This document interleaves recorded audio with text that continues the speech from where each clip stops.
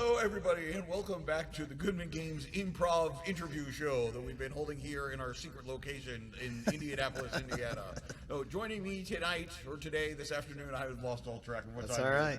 is a man who needs no introduction, so I'll let him introduce himself. For joining me, who the hell are you? Well, thank you, Mr. Curtis. Hi, guys. I'm Harley Stroh. Joining you from a secret bunker buried somewhere deep beneath Indianapolis. Thank you so much for those of you that are watching or may watch sometime in the future. There's a lot of cool stuff going on in Gen Con right now, and you could be doing any of that, but you're here with us, so thank you guys so much. So here we are, Goodman Games, back in Indy after 3 years, basically. And so how's things have been going for Indy 22 for you? It feels like it's been sincerely like a decade since I was at Gen Con. It wasn't, but it's been wonderful seeing all our old friends, you, Doug, Wayne with the Wizard Van, obviously. It's just great, and a lot of our players are back, which is really cool. But there's been a lot of new faces as well. So we're over in the Lucas Oil Stadium now. So we moved from if you were at Gen Con before, we were over at the ICC, which was like John Hirschberger's dungeon zone. But this year we had so many tables that they moved us over to the Lucas Oil Stadium. So just imagine, just as you walk out of this tunnel into the massive Lucas Oil Stadium, the very first thing you see is the Wizard Van, Wayne's Wizard Van, Doug's enormous banner, showing a multicolored dungeon scene, and then about 40 tables, all with like black tablecloths, just like this, and that's our zone. And so, at all hours, people are there running DCC and XCrawl and MCC games, and it's just been awesome. I was telling Joe, is that every now and then I examine my life and I realize how surreal it can be sometimes. Because Yes. I had a moment this weekend. It was like, never in my life did I ever think I would be eating a sandwich inside a Wizard Van on the 10-yard line of a major Not even the NFL 10-yard line. stadium. We're on the 40. It is so crazy. And you think about that van, right? Like the many lives that van has had. So we fired it up. It started on the second try, which was amazing. And the thing has pipes. Like it's really cool, actually. Wayne's put a lot of love in it. We back it up. And then we parked it, and so to get into the cold stadium, you have to go downstairs into the basement and then drive onto the football field. And so right behind us was like this massive Coca-Cola truck. So there's the Wizard Van, the Coca-Cola truck, waiting for the guy to drop the portcullis so that we could drive down. Yes, surreal, absolutely. And that van, what stories does that van have to? He'll go to Van Holla. Which I'm going to write that next. The van will go to Van Holla someday and be like, you guys won't believe what I did. But running games in the van has been an absolute hoot. Oh, that's right. How was that? It's rad, and everyone's so excited.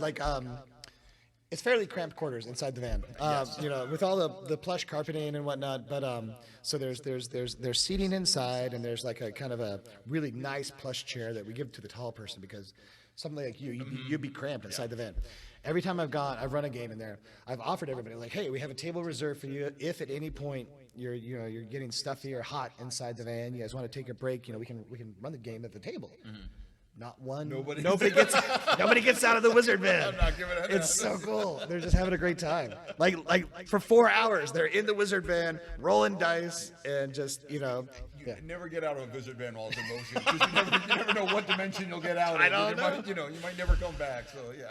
It's cool. People are loving it, and so So I've had the chance to run the. I was running Chessmen of the Purple Planet from the Wizard Van. And I've been running tournament rounds with Terry and Mark and Eric Dom and that whole crew, and and it's been an absolutely fabulous Gen Con. Have you noticed much of a difference in the last time we were, aside from everybody being masked, but have you felt much of a difference between 2019 and 2022? Getting out of the ICC where it was so loud, like every time the Doom Gong went off, boom, anybody that wasn't playing in a tournament was pretty annoyed. I think that's the real reason they moved it. Right. I think they got tired of Tim DeShane ringing the gong as we had the procession every year from the. We've met the enemy and they are us. And so, but running games in the stadium, like the the sound quality is so much better. Like that's the big change. That's what I've heard. Like I always ask for a quiet room. Yeah. And and this year they were usually they put me over in the, like I get my own room over in the Hyatt, like one of the boardrooms over there. But they didn't give me this year. So I am in one of the meeting rooms, and it's one room, it's one table in like a room about roughly the size or whatever. But now after being in the Locust Island, like I could probably have run games in here without an issue. So, it's pretty cool. Next year I might actually, for the first time ever, get to be with the rest of the Goodman crowd. You descend from your mount, Michael Curtis, and come with this lowly peasants. Spread out. Give him the biggest table. But it's good. It's that actually is the thing that's right. So that was the change, but also, sorry to point at you violently. So I was running my tournament game, and I get people from 2 players that didn't know each other from the UK, one from Germany, like a holy, and then there's Yamil, and just an international presence, which is really cool. And I don't know if that's due to the lockdown, people are traveling for the first time, right? But like they're choosing to travel here and play DCC games to be running games and have like a variety of languages and accents around the tables was sweet. We had one of the guys who was in my War Crawl campaign over the summer back to the first year of pandemic. He was Nacho. He was playing from Spain. Oh yeah, you introduced me to him. Yeah, he was in town, and he had some free time, so he jumped in on the tournament. And by sheer chance, it was him. It was a guy from Bulgaria and a guy from Canada. So they were the out of towners. So it was really cool. It's so cool, and everyone's coming to they're like, we wanted to see how DCC is played in America. And it's like, well. Yeah, the way we do it isn't right, but you can watch us. It's almost as if Joe giving away all those free quick start rules over the course of the pandemic has paid off. Yeah, I don't know. And then this year, I mean, we had free quick start rules at the booth, and they were gone Thursday. No way. Are you serious? All of them were gone. That's it. And then they had the soft cover books for sale for $10. All of the blue door covers are gone. It's less to pack up. No, I've been telling people to go over and get them, but now I need to stop doing that. They're going to show up. I talked to the people this morning. I can't confirm this, so if you're watching this and maybe you get a deal, but they were saying, well, we just start selling the Beastman cover for $10. Oh, come on! How cool would that be? Yeah, I mean, the less we have to pack up tomorrow. Okay, yeah, amen, dude. All right, well, yeah, until Joseph signs off, but you should definitely stop by the booth. Wait, all right, let's pretend we're actually doing a thing in here and not just hanging out. What booth are we, Michael Curtis? We are booth 111, or sweet. As the British say, the 111th. Or just look for the Ziggurat and Wayne's Doom monoliths.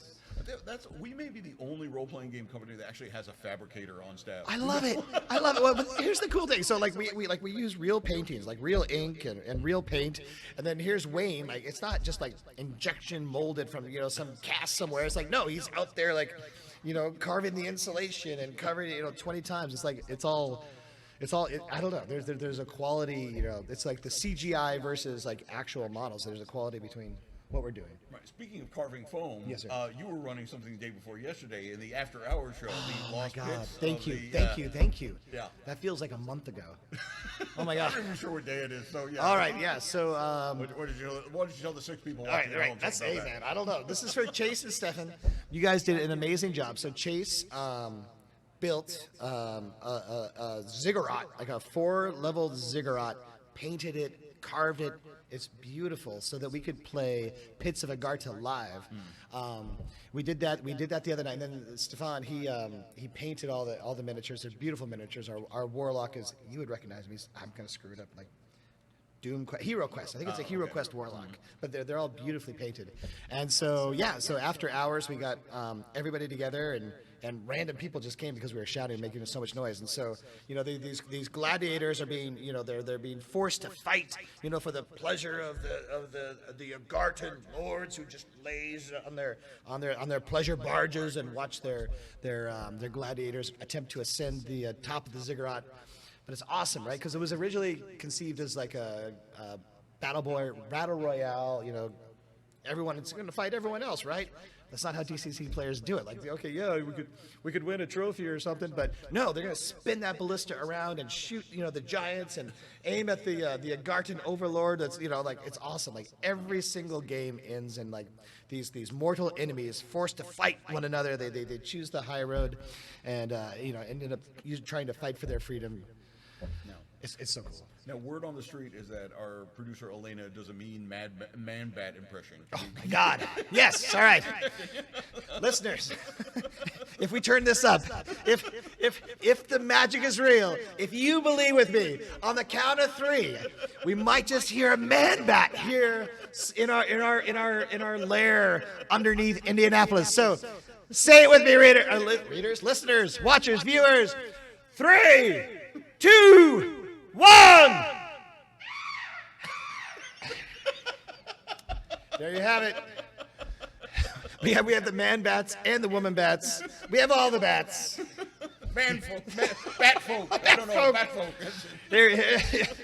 Not all bats are binary here at Gen Con, and we hope you'll come roll some dice with us and hang out.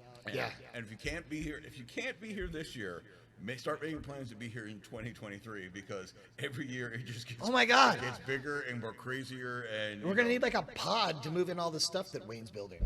Like at some point, like we need to figure out a plan. We're like a wizard 18-wheeler. I don't know, but like I don't know I'm not sure what plans he and Joseph have next, but I mean, it's. I've heard words smoke machine being mentioned. I have heard blood fountain come up in conversation. These are all preliminary plans. But narrow it down for me, Mike. That's like any staff meeting. I think there was some discussion about perhaps rigging the ziggurats every time something went in. Flames leaped up, and there was screams of people. Oh, that's so right.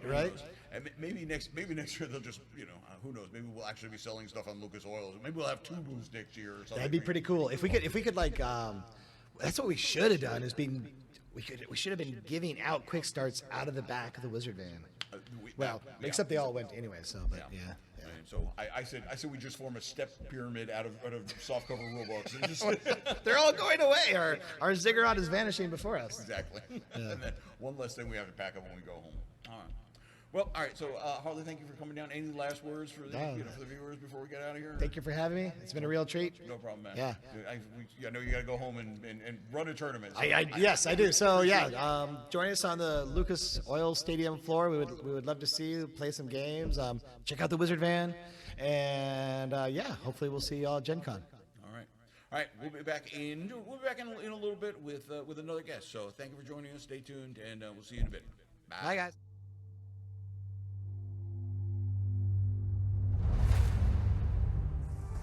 Hello, everybody. We are back in the improv interview show here in not Lake Geneva, Wisconsin, in Indianapolis, Indiana, here at Gen Con 2022.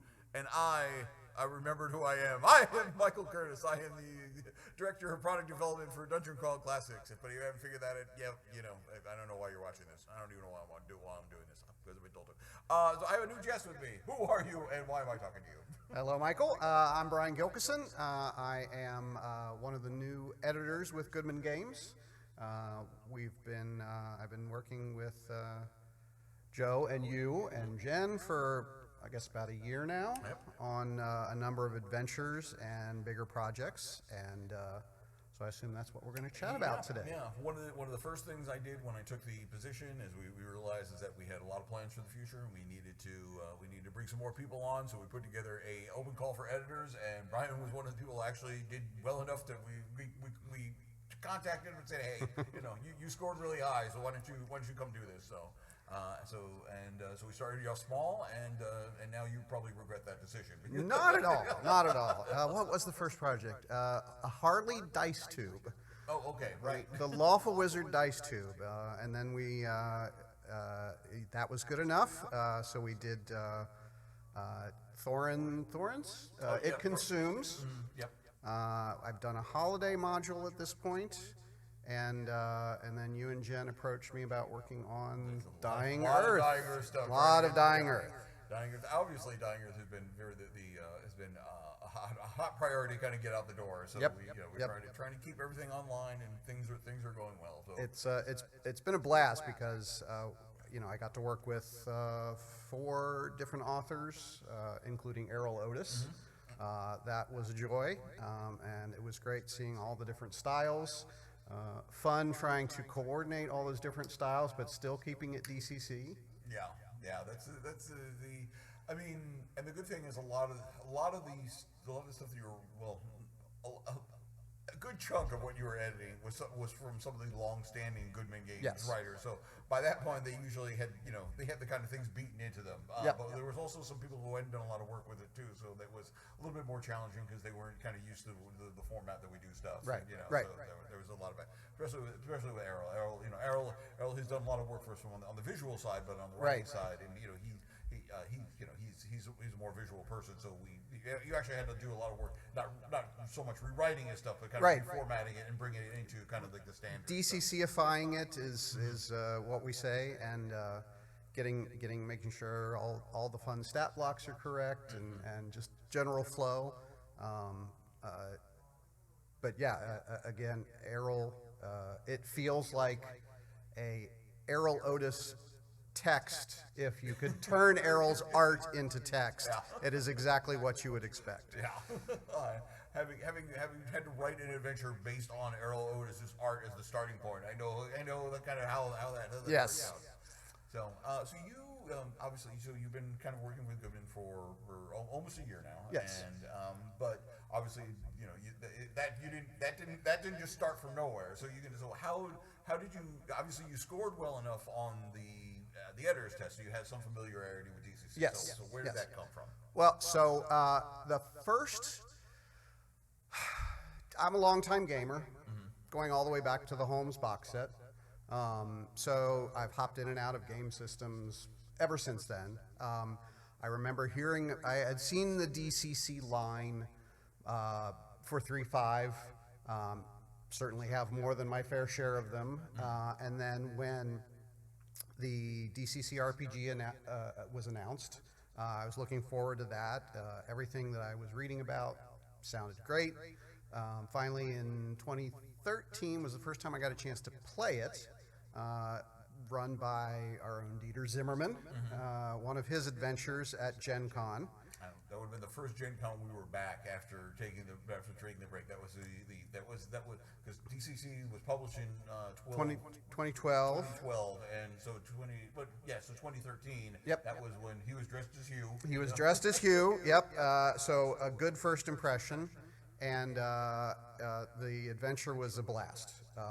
And it was enough that I knew I wanted to keep playing DCC and work with the system, and we finally were able to convince my group to get to it around about the time the fourth printing Kickstarter came out. And everybody, it was such a great deal, everybody was like, yeah, let's go all in.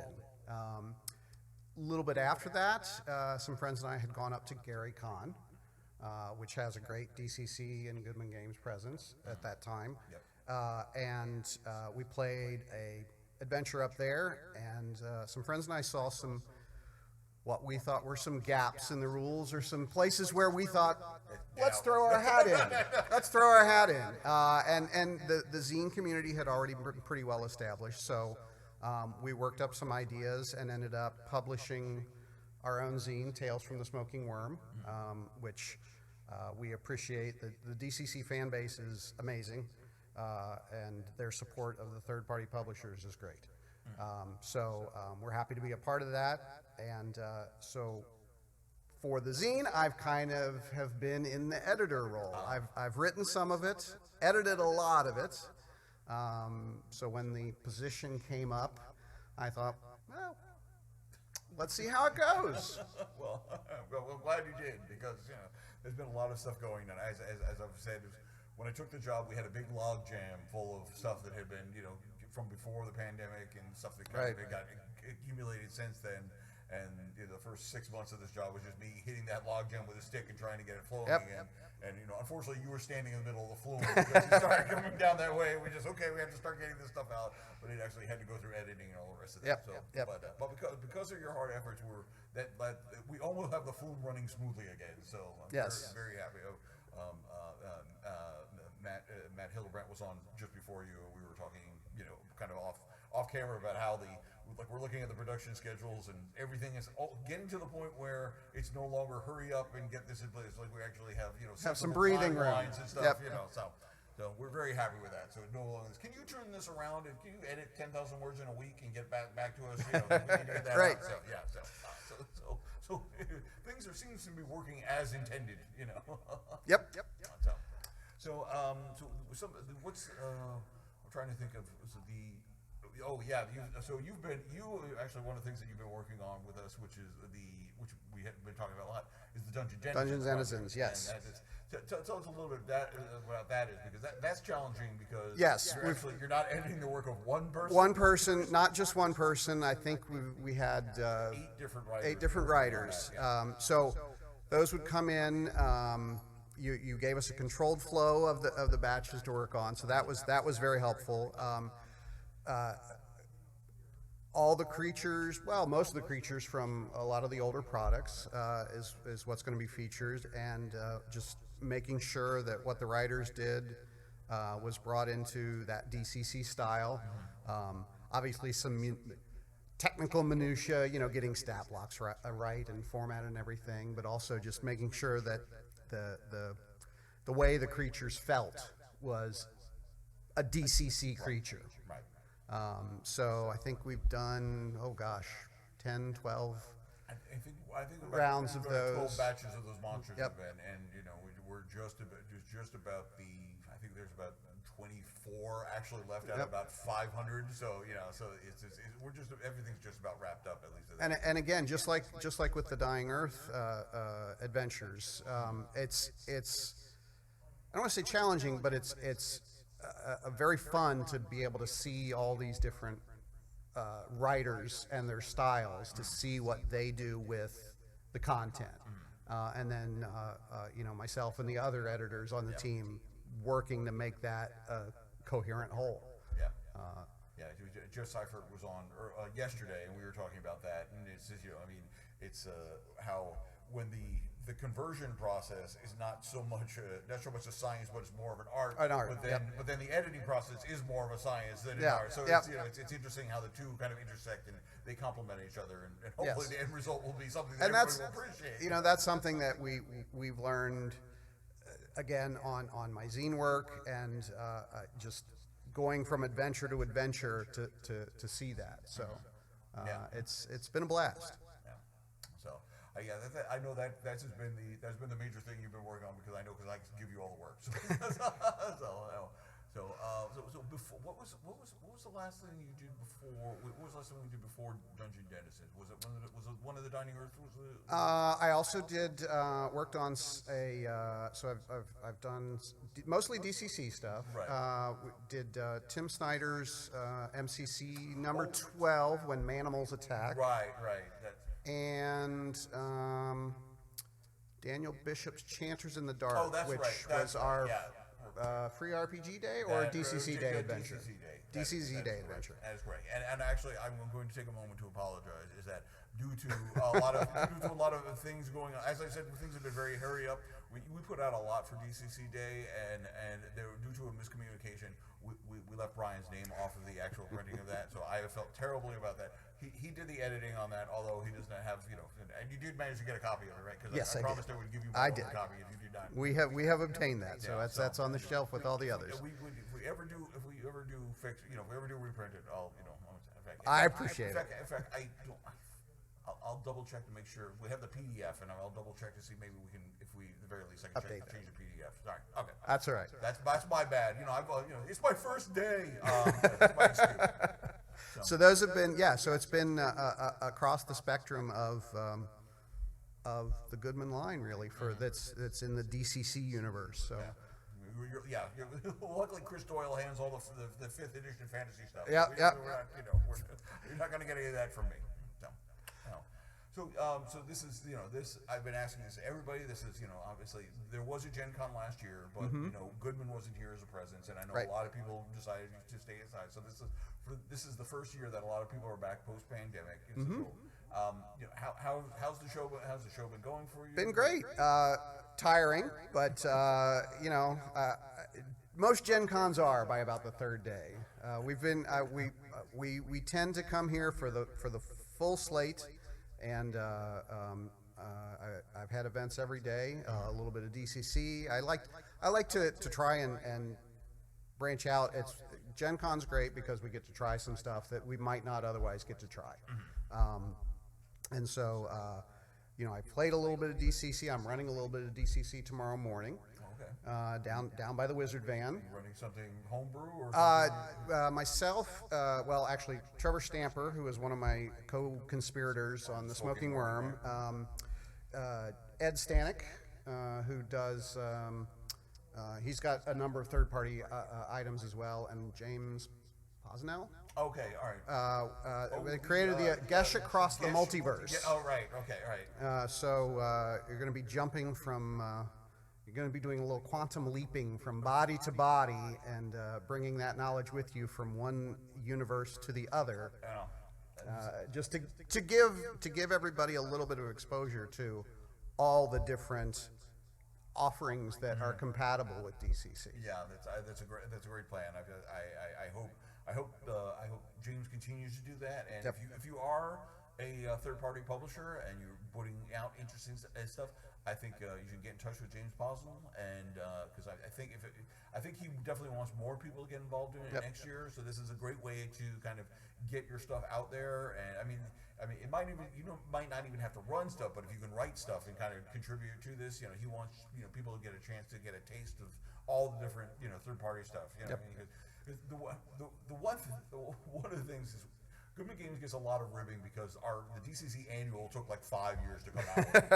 There's only been one, and we just celebrated the 10th anniversary, so annual. But the idea was that Joe was like, okay, we put out a book every year that kind of brings new stuff to the game, and like new patrons and new optional rules and everything. And within the first year, it became very, very clear that the third party was taking up all the slack that we would originally envisioned we would have to do, and doing it better than we intended to do. So it took us a little while. Like, okay, we have to bring the double A game in order to do There's this. so many great brains and ideas and creators out there, and the fact that the third-party publishing license from Goodman is free, and it's easy to create things for it. Right. Everybody's very helpful with helping other creators get their things out there for the folks, and Joe has been a huge supporter of that. Right. I don't want this to be misconstrued, but I say the greatest thing about the third party is they don't have to worry about marketability. They don't have to worry about hitting the broadest fan base whatsoever. So you can do whatever crazy idea you came out with. There will be an audience for it. I mean, if you put out a zine, somebody will buy it. And I'm sure enough they'll. I mean, if we've had so many different DCC variants, everything. I mean, just Cthulhu Crawl Classics, or Country Crawl Classics, or Night City, or Cyber Crawl Classics. Yep. There's like everything under Transylvania Adventures. There's been so if there's not a genre or a setting that somebody has not taken the DCC rules and clamped onto something else and touched it. Yep. Right.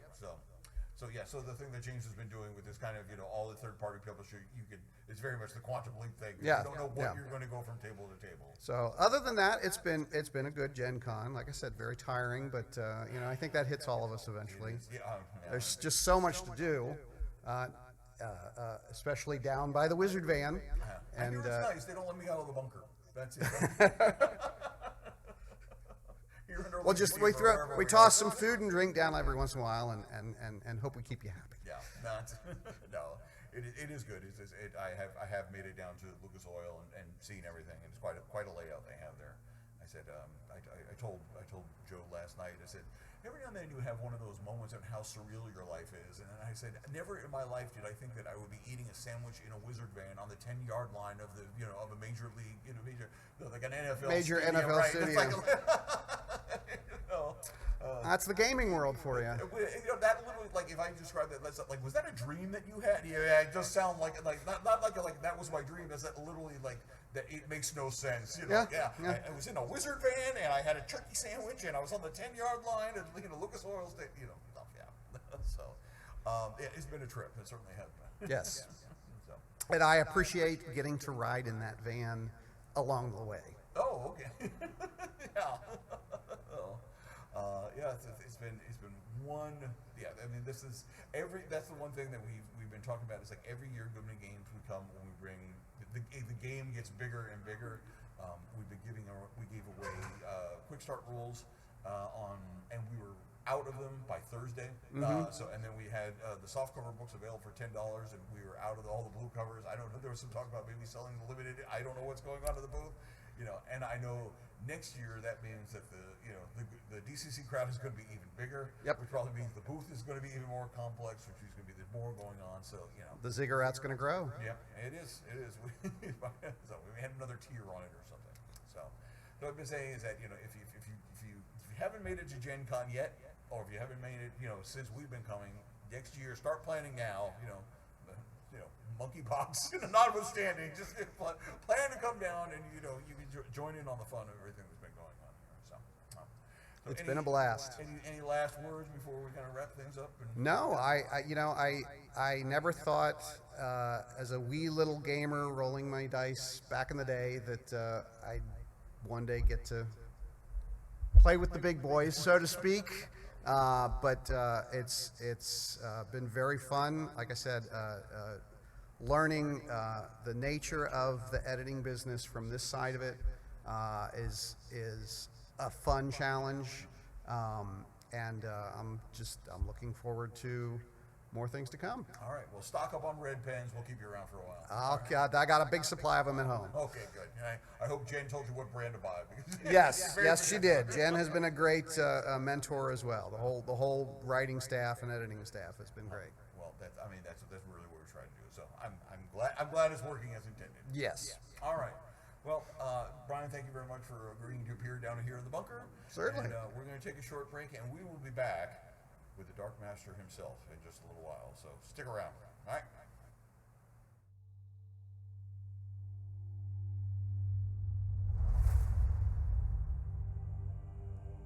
Hi everybody, welcome to Gen Con. I'm Joseph Goodman of Goodman Games, live coming to you from Indianapolis, Indiana. And this is Howard Jones, your humble editor of Tales from the Magician's Skull. And we're here just to chat with you a bit about some of the work we've been doing, Tales from the Magician's Skull, some of Howard's other writing projects, stuff like that. Yeah, we just, issue 8 just got back from the printer the other day. I mean, it arrived on, 3 days ago? Maybe 4, shortly before the con. So the people who would be packaging up and sending it to you are all here, unfortunately. So that means we got to see it at the con. Yeah, and issue you'll be 8, seeing it soon. literally, yeah, it was unveiled here at the show. We had it FedEx to make it in time. It's got an awesome cover by Ken Kelly. It may have actually been Ken Kelly's last cover, I realize, since he passed away, which is really unfortunate. But it is great work, and it looks awesome on the stands.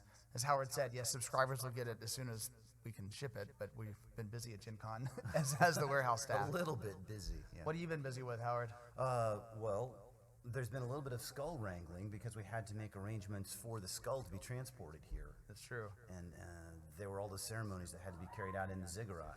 That's true. Yeah, there's a lot of blood spilled. Yeah. Right. We had to get special permits for that, and there's a lot of papers for me to sign. I didn't know Indiana had a transmogrification agency, but you have to do a lot of red tape to work It's through. amazing once you start reading the fine details on these Gen Con contracts. Yeah. But when I wasn't there, I was over at the Writers Symposium. Okay. And I don't know if all the viewers know this, but there's actually a really excellent convention within a convention called the Writers Symposium for writers and readers of fantasy. They can come and they can talk with authors they love, maybe authors that they don't love quite as much. Even the authors they hate. Even the authors they hate, indeed, because you can get great information even from people you don't like. Because I think once you're our age, you learn that. I mean, I don't necessarily like the skull, but I mean, I respect him and I get good information from him. Yeah, That might be exactly. a good example of your point. Don't say that too loudly because I hear he's circulating somewhere nearby. My bad. Yeah, right. We love you, Skull. Indeed, we do. But yeah, there's multiple panels going on all the time, so it's not a small convention, and really big name authors and editors turn up here, and they give all kinds of great advice. And the Magician's Skull's only named intern, Seth Lindbergh is one of the people mainly involved in programming. So there's lots of sword and sorcery panels on the symposium this year. And Wow. So long as he's not immolated, my guess is he'll be involved next year and getting all sorts of additional cool panels to come see and get advice from. Yeah. And actually, the Writers Symposium sounds awesome. I mean, at Goodman Games, we've done a number of seminars, like we did one last night called Reading Appendix Next, which was based on the works of Appendix N and kind of a one generation back. And frankly, we probably should have just folded that into the Writers Symposium, because a lot of the stuff we do overlaps very nicely with the content. Absolutely. I mean, there's so much love for sword and sorcery in Dungeon Crawl Classics. Yeah. And there's an awful lot of love for sword and sorcery and fantasy in general over at the Writers Symposium. Yeah. I mean, they do sometimes discuss boring old science fiction. Usually the hard science fiction, but actually there's some pretty cool space opera stuff that they talk about as well. So. Do you think the skull has a cousin who's like a Martian dead wizard that was like the Lee Brackett equivalent of the skull? Well, we could ask him about that. Yeah. And when he's having a good day.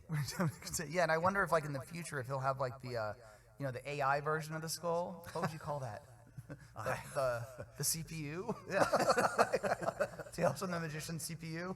Yeah, I don't know what you'd call that. Yeah. Well, that's cool. It sounds like you have. I saw the back of your badge that has your schedule, and you've got a whole lot of seminars. Oh yeah, it was crazy. Well, I mean, for example, it wasn't just sword and sorcery we were talking about. I was involved in a panel on giving advice on plotting. There was one on writing. I'll give you some advice. Yeah? Usually there should be a guy and a girl. They fall in love. Then the girl gets kidnapped by Martians, and then the guy has to rescue her. You can get 12 Edgar Rice Burroughs novels out of that plot. That's true. He did. Yeah. Sorry, keep going. No. So, I mean, there's all kinds of great advice there at the Writers Symposium. Here's another one I was involved in on just tools for writing. And I was surrounded by people that were talking about all these great programs they use, and they sound great. I'm like, well, I use note cards in an old beat-up notebook. Wow, how retro. I know, how retro. And they're like, yeah, I organize all these. I use Scrivener to organize this. If it's really important, I color code it. I'm like, well, if it's really important, I circle it a couple of times so I can find it when I'm leafing through my notebook. I felt. I saw your notebook earlier. Will you show the camera your notebook? I see it over there. Yeah. It was pretty cool. Well, I know this is, folks, live from Gen Con. We are showing you a notebook. This is probably the only one here in Indianapolis because everybody else is on phones. But Howard's got a notebook. I mean, look at this thing. I've been carrying this in my pocket. I saw that when we had lunch, and I was like, "That's pretty cool." Yeah, this is actually a Conceptium notebook. It's one of my favorites because it actually has page numbers, and there's room at the front so you can put a table of contents so you can find stuff more easily. That's actually, I've never heard of that. That's pretty cool. And it comes with 2 bookmarks. It is falling apart. Yeah. But here at the front, I always keep a list of writing tips. What it really is a list of writing mistakes. So, for instance, know what characters want before the scene starts. Yeah. Each character has his or her own voice.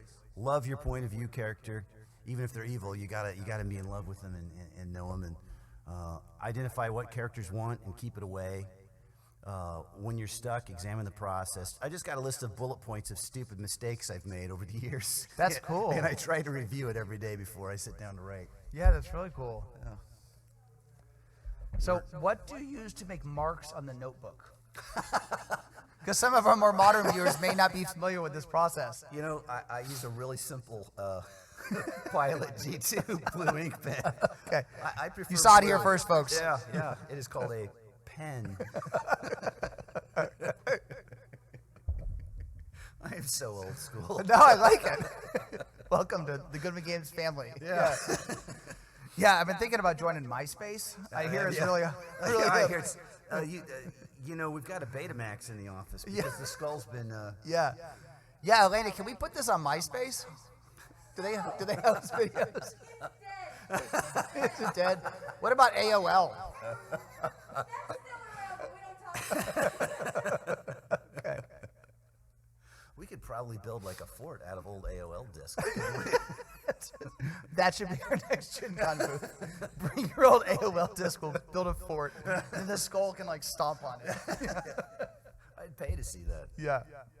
Well, that sounds like a great agenda you have there at the symposium. Yeah, it was pretty swell, and hopefully the people found it useful. I mean, we've all had these painful lessons that we've learned over the years as we've learned how to write and how to get published, and we tried to share that with the rest of the symposium goers. Yeah, that's cool. I mean, I really do feel like I'll try to find the time to attend or be involved next time because it Yeah. sounds very similar to what we try to do. So, Oh yeah, you totally dig it. yeah, cool.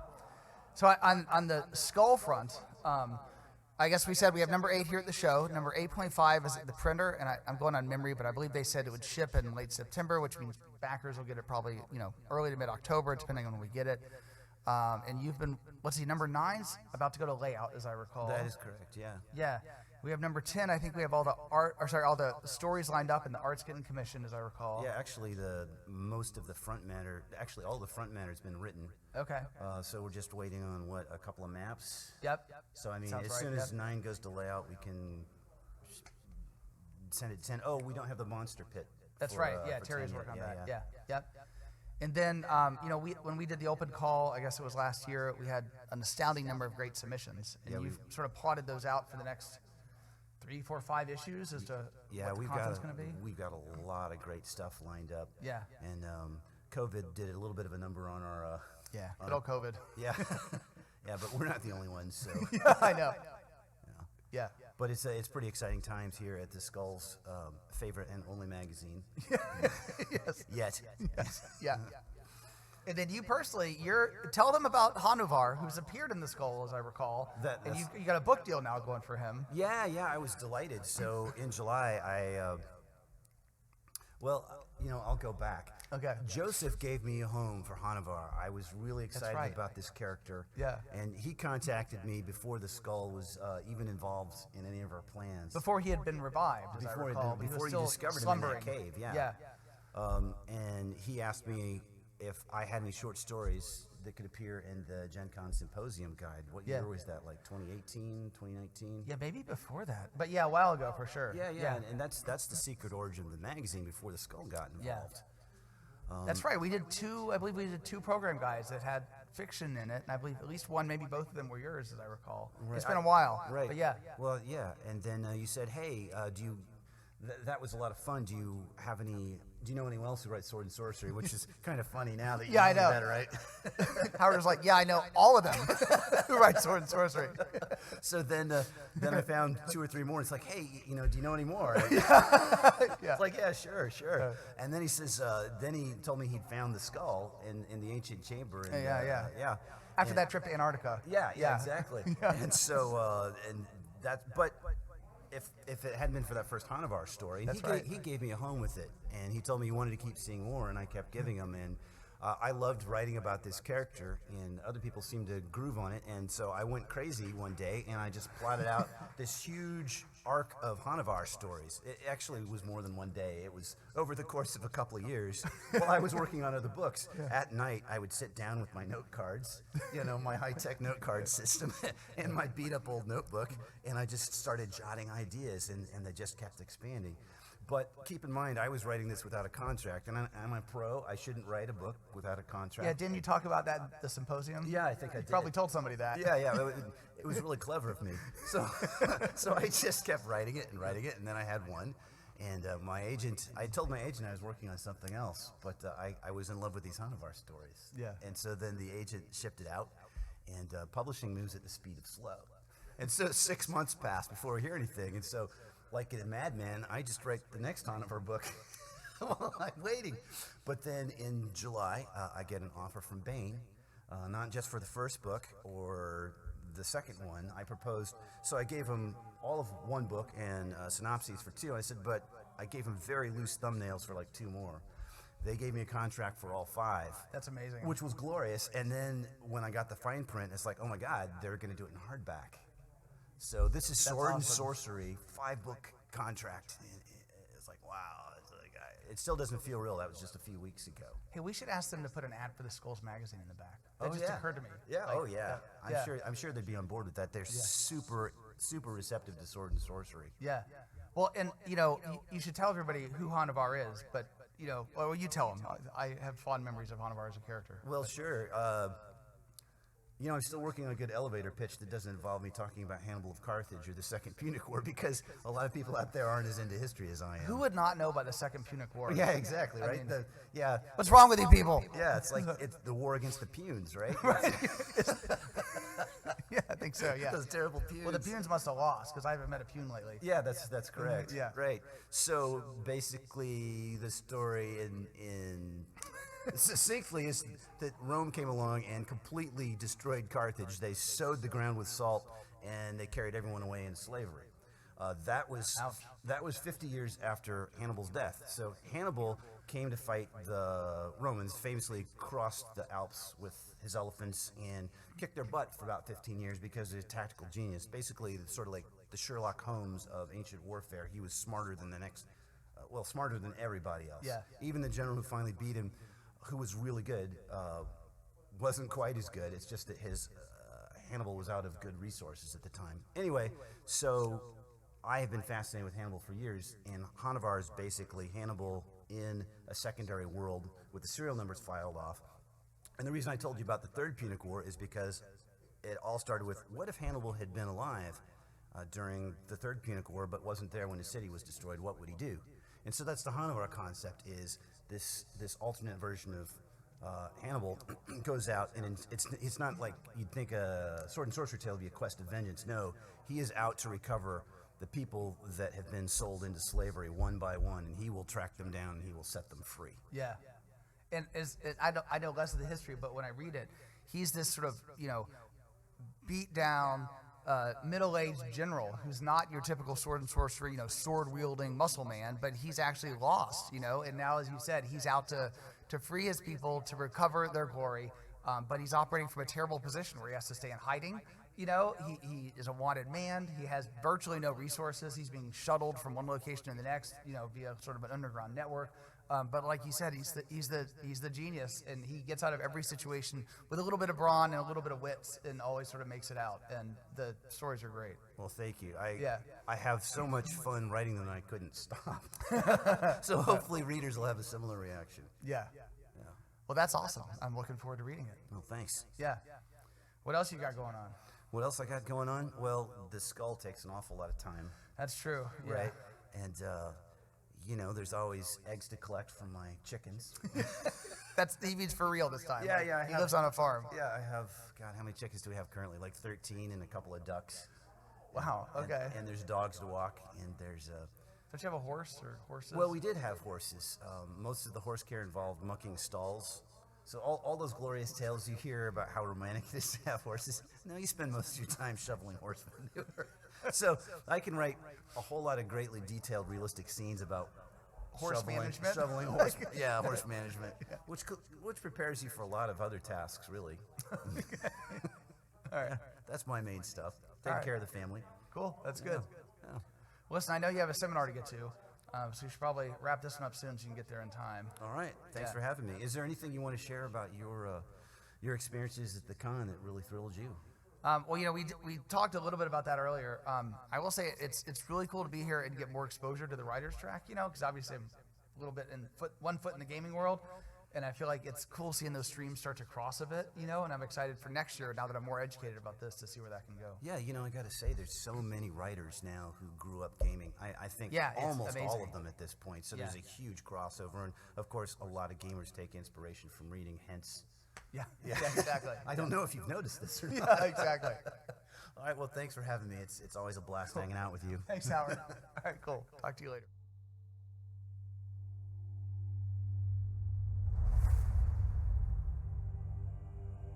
Hi, everybody. Greetings, mortal dogs! I'm Joe. I'm here with the Magician's Skull in Indianapolis. Skull, how's it going for you today? Glorious! I hear you're here to visit us and see Gen Con in Indianapolis and so on. It has pleased me mightily, although I must say, I wandered through the city in the dark of the night. I perceived many monuments, and none were to me. Yeah, Indianapolis is good with monuments, but you're right, there aren't many monuments to you. You must contact their priests and kings at once and remedy this oversight. I will work on it. Yes, Skull. Excellent. Tell us what you think of Gen Con so far. It is most glorious. I emerged from your ziggurat, which pleased me mightily because there are images of my face covering its exterior. And then I walked amongst my minions and out amongst the general populace. Many of them mistook me for an ordinary mortal in disguise they did not know. Word must be spread further of my glories. That's a good idea. Do you want us to put that on Twitter? Yes, yes indeed.